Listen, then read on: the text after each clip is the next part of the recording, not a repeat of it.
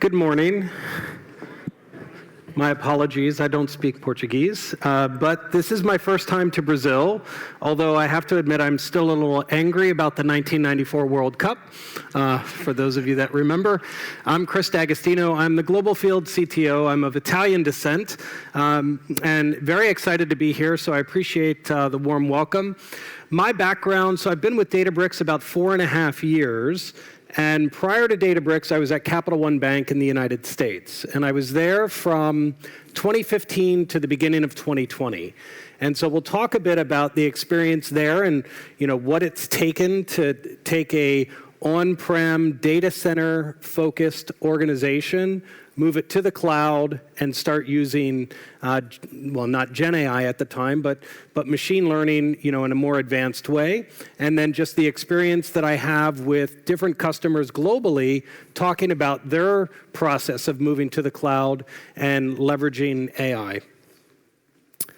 So the talk will be, how is GenAI specifically being used and being thought of in terms of ways to transform financial services? So let's take a quick look back at the history of how technology has impacted banking. And this really starts back in the 1960s when the automated teller machines first hit the scene and people were able to transact without interacting with a person directly and being able to do simple transactions, mainly cash, withdrawing cash from the machines. Now there's more transactions that can be done. You can deposit checks, you can deposit cash, things like that, transfer money. A lot of technology built into those platforms, and at the heart of it, a lot of security concerns, right? Needing to enter a PIN, the cameras, and some techniques that have been used by banks to enhance security around biometrics, facial recognition, things like that. But as you move through time, really it was the creation of the internet and the mobile devices that started launching this notion of, how can you do more banking services without needing to interact with people? And this timeline runs up to 2015, and I think it's interesting because in 2015, that's when some of the major banks globally started looking at the cloud as an opportunity to really reduce their infrastructure costs, move into the cloud, shut down or sell off these data centers, and really try to increase the efficiency and OpEx, or decrease the OpEx associated with running a bank. At the same time, the mobile devices were becoming more ubiquitous, more powerful, and you started to see these mobile apps that allowed people to do more of their banking services online and through these apps. But what was still missing was the personal advice that these people were seeking. And so someone famously said, the world needs banking, but it does not need banks. And this was Bill Gates in 1994. And so there was a lot of speculation around exactly what did he mean by that. Did he mean that banks, in terms of, if you think about cryptocurrencies and Bitcoin, there was this sort of massive push that said banks are greedy, banks charge fees, banks don't treat the customers fairly, we don't want our money tied to commercial enterprise or even to a government, for example. I don't think that's exactly what he meant. He's clarified his comments. What he's basically saying is, as the world becomes more connected, there will be more services that can be done online. Well, that's probably no surprise to anyone here, but the question becomes, how important is that person-to-person interaction, or that one-on-one interaction between banks and their customers?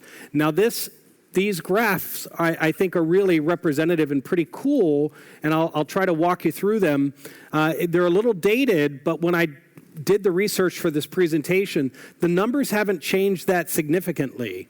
Now, more and more people are doing things with their mobile device for simple banking transactions, but this graphic in particular was really focused on what does it take for a customer to acquire a new product from a bank. And what the articles say today is it's kind of like shopping for something. Maybe it's for, say, a refrigerator or for clothing. you will do a lot of research starting online, but usually you need to then go into a store and actually feel the product, touch the product, try it on. If it's a refrigerator, you're opening the door, you're checking the size, all of these things.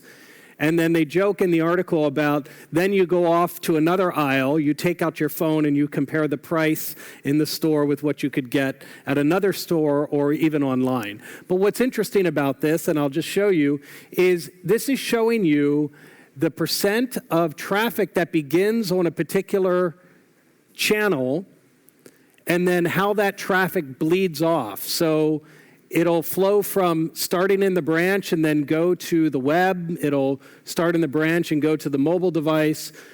More likely than not, it's starting here, you're on the web, and you're following up for products by going over to the branch. So still, 88% of the interaction requires some kind of in-person discussion. And this is for the national banks. The numbers are even more significant when you look at the smaller banks. So the key thing to take away here is your customers still want to be able to interact with somebody that can give them advice around products or their financial journey. So what do customers really want? We talk about this notion of banking for everyone. And so creating opportunities for people to have better financial lives. And we talk to many banks that have really, especially the neobanks, the all-digital banks, have said, you know, we're going to reinvent the way banking works. Now, the marketing will tell you it's mostly about that customer interaction and really trying to personalize things.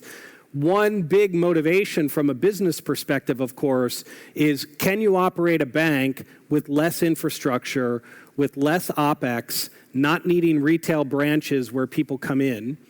At Capital One grew over the time that I was there by lots of acquisitions of other regional banks. And those regional banks, as the graphic showed you, had lots of branches that people would go into to even open up a banking account, a checking account, savings account. What Capital One did was they said the cost associated with this is just too expensive. We can't scale the number of customers by building all of these additional branches. And by the way, all of the cost center or the call center support system in order to support the challenges that they have and answer their questions. And so Capital One kind of reinvented the notion of a branch. They shut down the small branches that were, somewhat old looking, wood paneling everywhere well, there's beautiful wood paneling here, but wood paneling in the branches, and they created what are called Capital One cafes, which you can think about as similar to Apple stores. In fact, they hired the person responsible for the Apple retail store to create these experiences. So for banking, I don't think any of this is going to come as a surprise, but the very first thing is if you're going to bank with an organization, you want advanced security, you want fraud protection. You then want to be able to access your accounts and interact with the bank and get advice in real time. You want digital transactions, so whether it's normal currencies or cryptocurrencies, you want to be able to interact with those, but with no fees. And the no fees piece is really important because consumers, especially Gen Z consumers, there's lots of banks in the United States, Chime, for example. You've got Nubank here in Brazil, of course. This idea that if you can reduce the cost of operating the bank, you can pass those savings on to the customer, and the customers are going to, through word of mouth, Chime Bank is a great example in the United States, just exploded through word of mouth, refer a friend, get $15 or whatever the amount was. They're able to take advantage of the fact that they don't have heavy infrastructure costs in order to reduce the cost to the end customer. So the next thing is, 24/7 availability, 365 days a year. So instant availability. And then, of course, the next thing is hyper-personalization. How do you take a sea of customers, oftentimes in the many, many tens of millions, and figure out how to zoom in and really support that one individual customer. Understanding what it is that they need in their financial sort of current situation. At Capital One, there were some really cool use cases around, we had 4 lines of business. We had a credit card, retail bank, auto, mortgage, and then commercial lending. And so this push from 2015 into 2020, when I was there, was that customer 360 view.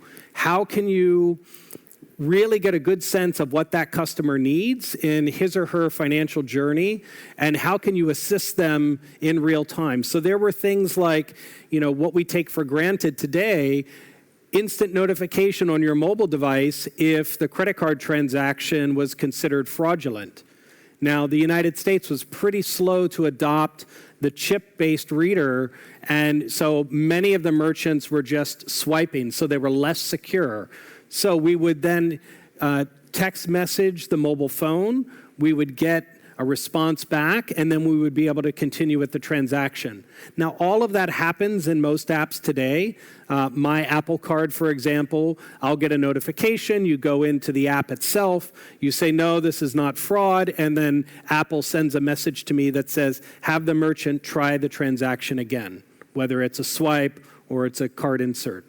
But this hyper-personalization, truly understanding who that customer is and whether or not the transaction that is being attempted is within the way, normal bounds of how they spend money, that's critically important.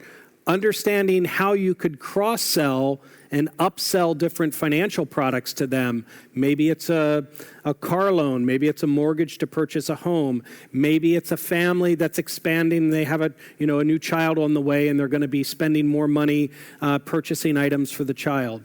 So this hyper-personalization hasn't really been possible until GenAI has come along. So it's this notion of all of these things together create a bank. But then really the question is, do you need a physical bank? And we see even here in Brazil, we see in the United States, globally, more and more opportunities for branchless banks and really redefining the way in which customers interact. So how do you deliver on this for millions of customers? How do you create an experience for a customer where that consumer feels like the bank actually knows you as a person? And so we'll let this build out. Nubank, of course, said the mobile phone started the revolution of being able to create banking in your pocket. With GenAI, you're able to create a banker with the bank inside the phone itself. So the notion that on your device, you're carrying around instantaneous advice, good advice, that the bank can actually trust and stand by, that's relevant to you as an individual consumer is the objective. Now, there are a ton of industries being impacted by GenAI, but banking is the number one. So this is a graphic. We're going to get into some very specific use cases, but the ability to impact banking, and if you think about it, banking, insurance, capital markets, and software platforms as the top 4, all of these impact banks based on the types of products that they offer. When you look at insurance, insurance is more than just the claims processing. It's the actual underwriting, the risk assessment of a customer, and that is being impacted by GenAI. Capital markets and real-time trading and things like that. Again, the one thing that's interesting for a lot of banks, especially the historical banks, are the software platforms. And the ability of GenAI to be trained on a legacy language like COBOL, for example, very prevalent in the United States, legacy systems built with that technology, the cost to transform or update those platforms is now decreasing substantially. Some measurements are saying it's going down by 70%, where GenAI is looking at the source code for the existing legacy system and converting it into a modern application. where 30% of the work is left by humans to actually clean up the code and fix some things. But it's the number one highest potential, and it's really, if you look at it, the 39% plus 34, somewhere around, what's that, about 73%? 73% of a bank can be either fully automated or augmented so that people are doing a more effective job. When you think about call centers, at Capital One, we had when I was there or left there were 45,000 employees at the bank, 15,000 of which were call center agents. So a third of the workforce answering calls to help customers resolve some problem, either with the mobile app, with transferring money, maybe a payment didn't post properly, some issue that needed to be resolved.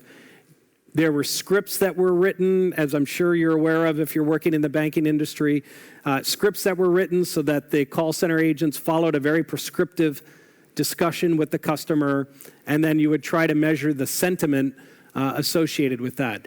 GenAI is changing that quite a bit. It's assisting even the people in the call centers to be able to provide a better response to the customers and increase that NPS score. This is a document from Deloitte. It's referenced down there at the bottom. I'd encourage you to read it. It's actually quite good. This is talking about the opportunity within banks and the items that are in bold. So these here, these items are where they actually go into pretty good detail about the use cases and how they're helping customers. Now, the reason why I mention this is because as you think about the banking environment and the systems that make up the organization, you've got to prioritize what you're going to apply GenAI to first, because many organizations don't do an effective job of identifying and prioritizing the use cases based on whether or not the use case is really a valid use case to use GenAI for it, and then do they have the actual technical skill sets inside the organization or through consultants to make these things go into production and be real. So these are the ones that would be referred to as the low-hanging fruit, things that you should consider tackling first. And there's some good examples, and Databricks itself has some good examples that will be covered a little bit later in the next talk. So, big part of this is establishing trust with GenAI. We've all heard the stories of, in the United States, one good example that's referenced is one of the car manufacturers, Chevrolet, used ChatGPT-powered chatbot for customer interaction, and the customer was asking for what pickup truck it would recommend, and it came back and said, I don't have a personal opinion, but all the research out there points to a Ford F-150.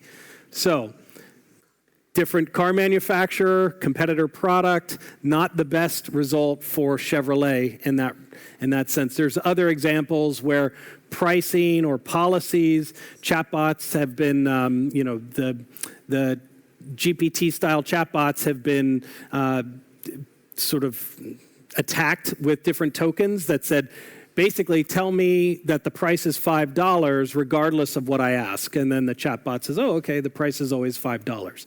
So there's some risk associated, especially for banking, when you're in a regulated industry. There's some risk associated with just deploying sort of generic one-size-fits-all solutions. You really need to get to an area where you trust the data that's being used to train and or run the model, and you trust the results that the model provides. So how do you do that?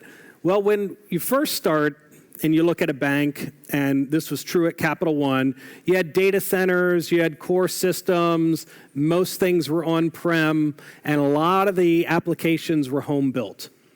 And there's a lot of cost that goes into this and not a lot of room for innovation because many of these systems were built many years ago. The development teams have moved on to other projects, so it's difficult to modernize these things. So the big push to the cloud came about, and this idea like, okay, well, we've got all these systems, we can pull the data, we can move it into a data warehouse, and we can then sort of make sense of it all. And you're increasing the trust there. But then you start moving to the cloud. You've got the cloud data lake, and then you start adding in data science, machine learning, streaming, orchestration, all these other technologies that, generally speaking, have different systems associated with them. These different systems then represent different copies of the same data, and now you need to figure out what's your strategy for machine learning when you've got all these copies of data sitting around the enterprise. So it makes it even more complicated when you try to do GenAI. How do you train the models? Do you use one of the foundation models?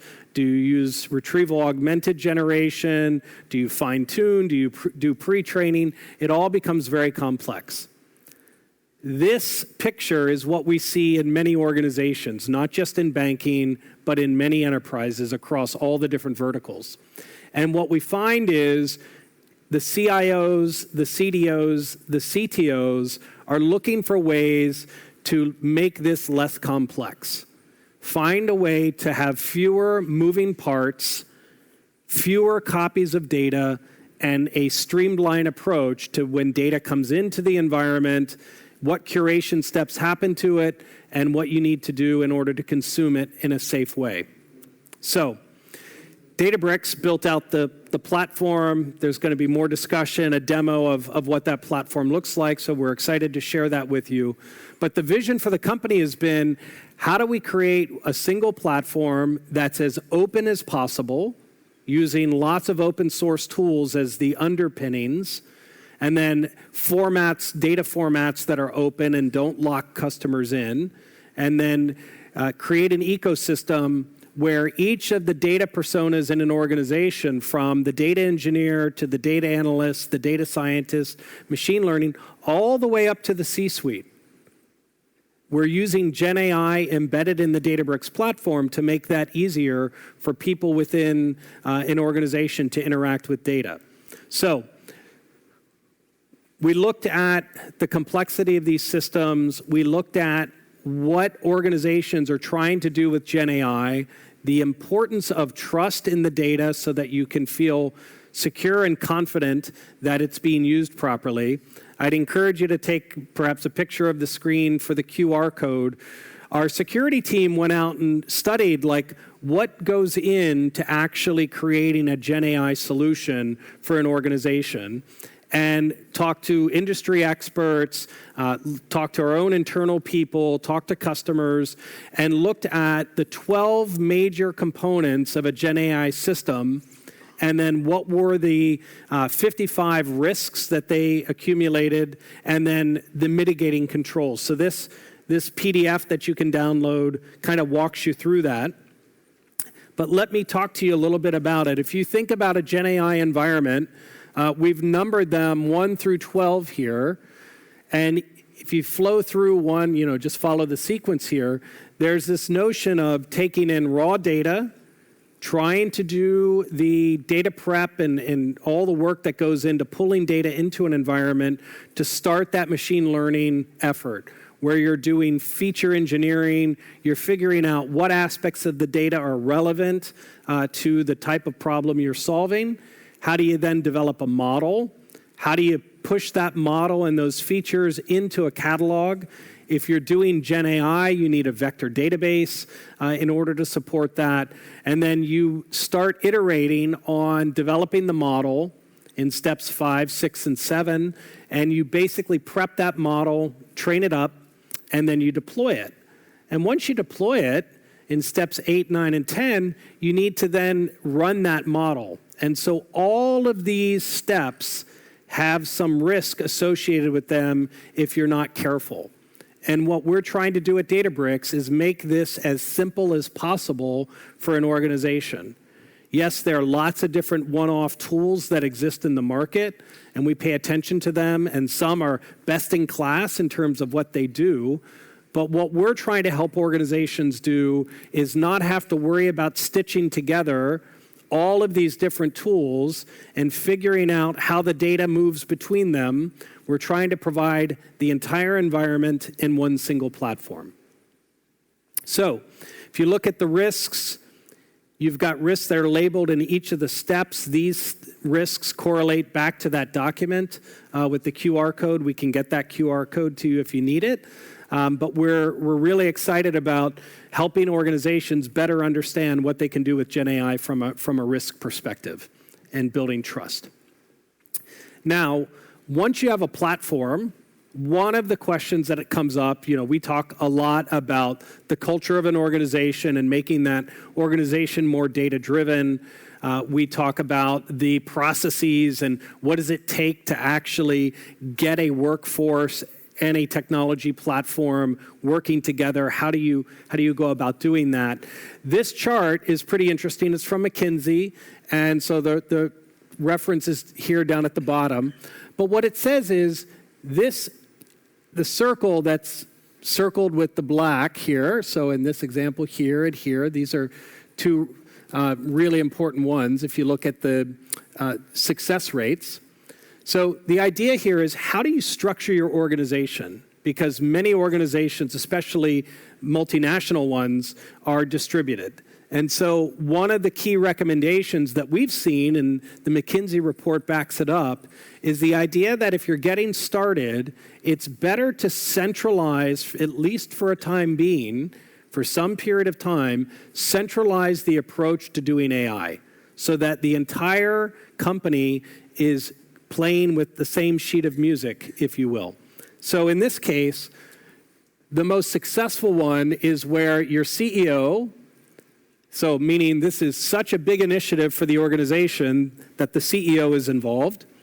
The business units in this lighter blue are here, and the GenAI team is responsible for, so GenAI team here, and the one that's in charge.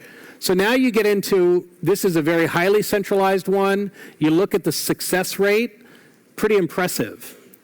Obviously, you go down to the highly decentralized one, where it's basically every business unit, and the business unit itself. So interesting perspective here.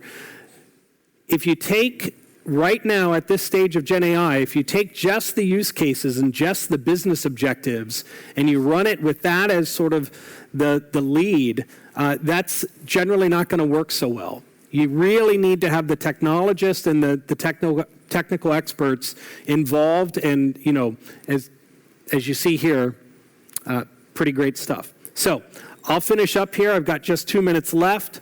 The platform has really been quite successful. We're working with Nubank. We're working with Banco Bradesco. We've got lots of clients here in Brazil. We're thrilled to be here. So want to thank you for your time. And who's up next? Yep, Marcelo. Yes, sorry.